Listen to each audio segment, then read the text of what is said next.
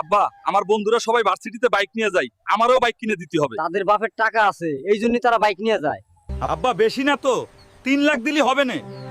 আরে হালকা, তোর কাছে কি 3 লাখ কোনো টাকা মনে হয় না? আব্বা আমি এত কিছু বুঝি না, আমার বাইক লাগবেই, নাইলে পড়ালেখা এখানেই শেষ। আচ্ছা, আমি দেখতেছি, তুই রাগ করিস না। এই নে 3 লাখ টাকা, কাল জাগে গাড়ি কিনে আনিস। আচ্ছা আব্বা, অনেক খুশি হলাম।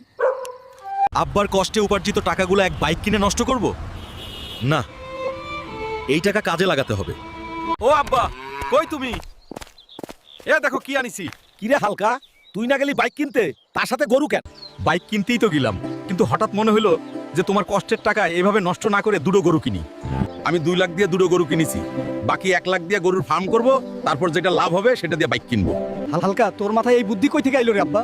আব্বা, আমি এখন ভার্সিটিতে পড়ি, এখন যদি আমার এই বুদ্ধি না হয় তাহলে আর কখন হবে? ঠিক আছে, আল্লাহ